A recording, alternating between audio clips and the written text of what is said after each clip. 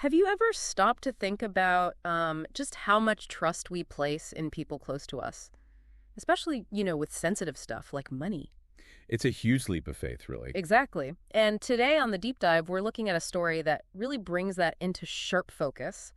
It's this recent high-profile case involving the Bollywood actress Alia Bhatt. Right, the one where her former personal assistant is accused of a major financial swindle. That's the one. So our mission here is to kind of unpack these allegations, figure out how this alleged fraud actually happened, and trace the steps that led to the arrest of Vedika Shetty. We're basing this all on the source materials provided. And it's a fascinating case because it really highlights something critical. Financial vigilance. It's not just for big companies. Not at all. Even someone famous, where the whole team isn't immune. It shows the vulnerabilities when you delegate that much responsibility. A really crucial point. And the scale here just drives that home. The core allegation we're talking about is the embezzlement of, 76.9 lakh. That's right, which is roughly $92,000 USD.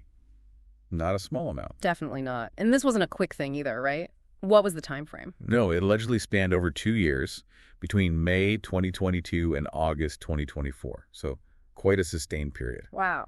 And the accused, Vedika Shetty, she was Alia Bhatt's personal assistant during this time. Correct. She served in that role from 2021 to 2024. So she was deeply embedded and trusted with handling financial documents, making payments, essentially gatekeeper. Okay, so she had the access. How did the alleged fraud actually work? What was the method? Well, the reports suggest a pretty systematic approach. It seems Mrs. Shetty allegedly created fake bills and invoices, just fabricated them. Okay, fake documents. Yeah, and then she'd present these fraudulent documents to Mrs. Bhatt for approval, for a signature. So using the actual approval process against her. Precisely.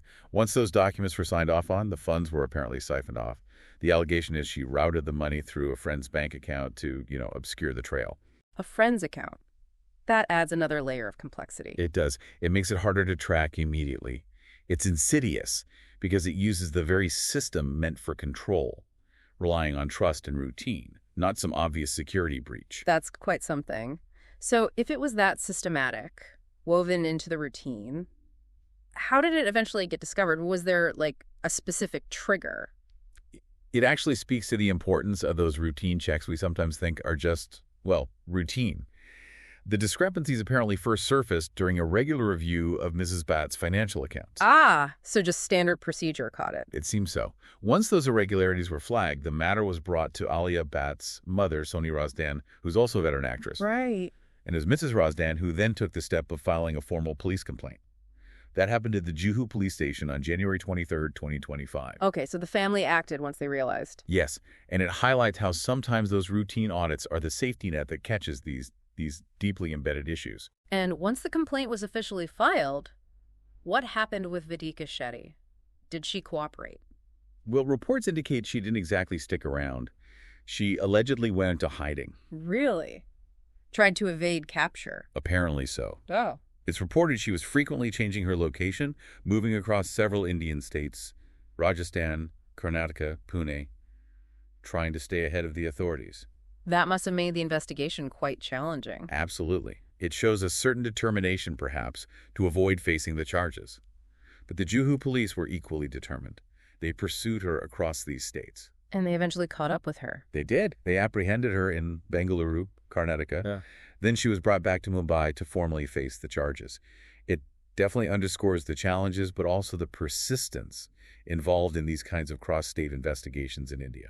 So where does that leave things now? What's the current status? Vedika Shetty is currently in police custody. The investigation is very much ongoing. So more digging to do. Yes, authorities will be gathering more evidence. Bank statements, financial records, trying to build a really solid case. It's now moving through the legal process. This whole situation, it really does show the kind of intricate planning that can go into financial fraud and how tricky it can be to spot, even if you have resources and systems in place. It's a sobering reminder, isn't it? It really is. You think if someone like Alia Bhatt, with presumably a whole team, can potentially be targeted like this. Yeah. What does that mean for, just everyday people managing their own finances? Exactly. And what's often missed is that these schemes aren't just about being clever with numbers. They're about exploiting human trust. That's the weak link The Achilles heel, as you said earlier. Precisely. So this whole deep dive, it really makes you reflect on how crucial even basic financial oversight is. Those routine checks might seem boring, but they can uncover huge problems and protect your assets.